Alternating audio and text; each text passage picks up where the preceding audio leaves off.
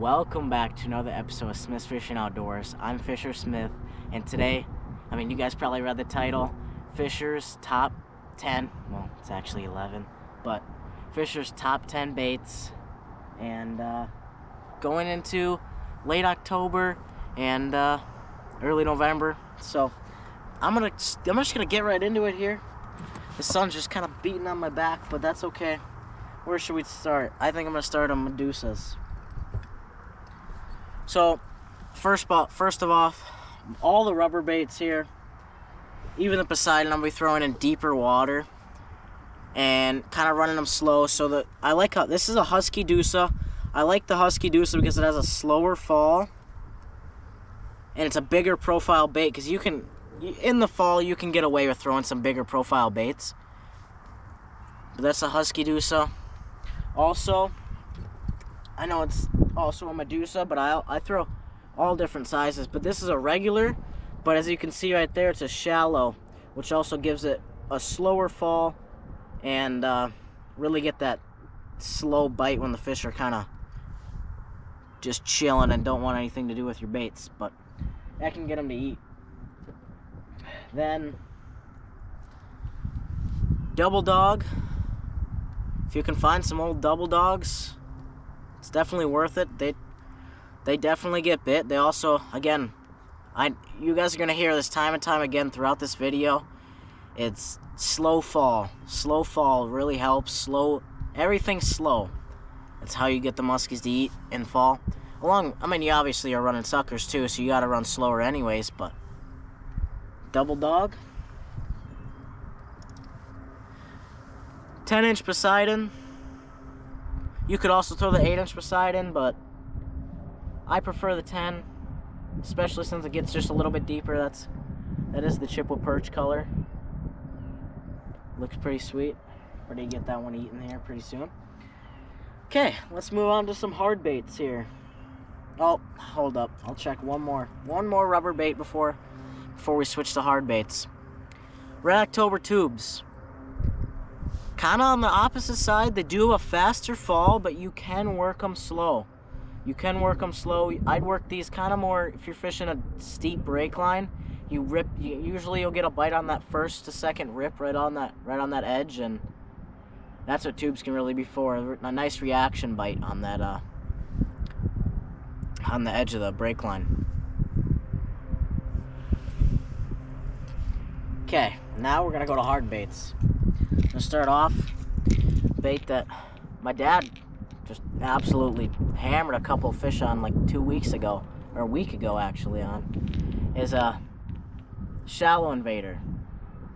Now, a lot of people say shallow invaders, so you might catch smaller fish, but they catch big fish, and they're relatively easy to throw. My favorite technique is I cast it out there, right next to the shore, twitch, pause, and notice how I'm getting a pause in there. 90% of the baits that I'm throwing in this time of year, I'm adding a pause to that. So that's the shallow invader. Next, dying dog. Great bait for if the sun's just up and you're just wanting to run something really, really slow. The dying dog is the bait for you. You can rip this thing and let it pause for 8 seconds and you'll be fine. And just really nice dive and rise bait, and really, really slow fall, or really, really slow rise. So that can help trigger them bites on them cold fall days. Another dive and rise, you can't leave out the suic. It's just a staple. Fall muskies love suics. Perch suic, probably one of my favorite colors. You can't go wrong with this. It doesn't matter what water clarity you're throwing, you can catch a fish on a perch suic. I can tell you that. Another dive and rise that I just didn't add to the list is a Navin, Chaos Tackle Navin. Again, slow rise, and just dive and rise baits in general. Oh my goodness, they're amazing baits for this time of year. Working to a couple of gliders. gliders that we throw are getting a little bit bigger, and we're still going to be running them slow, again, like everything else. So this is a Chaos Tackle Shum Quickie. Running it slower.